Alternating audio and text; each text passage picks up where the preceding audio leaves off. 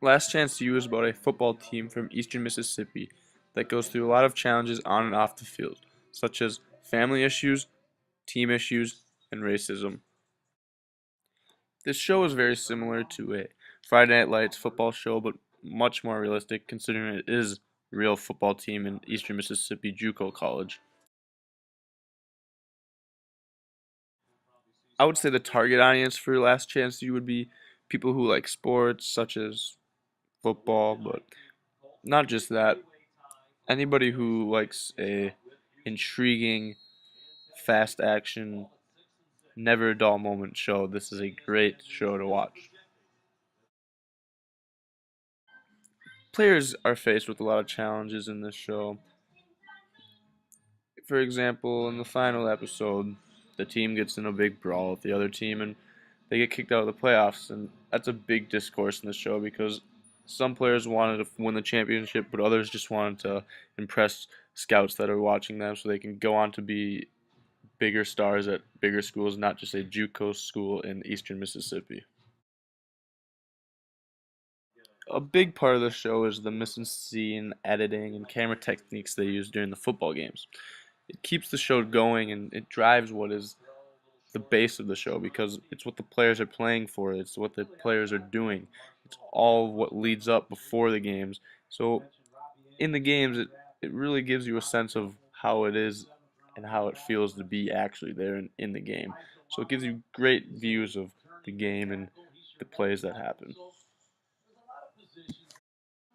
I would say another big part of the game and the show is the sound. You can hear and feel all of the emotion and how it helps to drive the show and all the different parts that make the show how it is.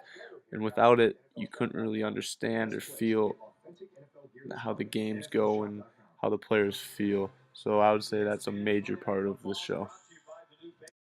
I would say that the players' discourses helps and supports and challenges the viewers because they see that these players go through challenges and they overcome them to become better players and to go on in their lives to bigger schools and play for them. So I would say it motivates players around America to keep playing and not to just give up if they aren't accepted to a big school right away. I would say this show supports a larger cultural theory because in the show, none of these players are giving up on their dreams. They are going to a smaller school to work on their game and to work on their grades and just who they are so that they can become a better person and better player to go on to a bigger school and make a career out of it. So I would say this is one reason why I like it is that it revolves around never giving up, and even though it's the long road that you have to take, it's better to take that road than to just give up and not do what you love. I would say this show became what it is through how the team has been playing and what their legacy is before the show even started. They've been winning championships for years and just have been dominant. So that's why they got the television show. And also, the show wanted to show that these players go through a lot to become who they are and to get somewhere that they haven't had the chance to go like other players out of high school. They want to build on their game and go to the next level. So this show shows that these players doing that and it shows all the challenges that they go through and it really gives you a feeling of what they experienced. Another reason this show became what it is because the whole city around them, everything is about this team. And especially during the season, there's a lot of drama, especially how I talked about the brawl being at the end of the season, getting the team kicked out. So this really brought a lot of attention to the show, a lot of popularity.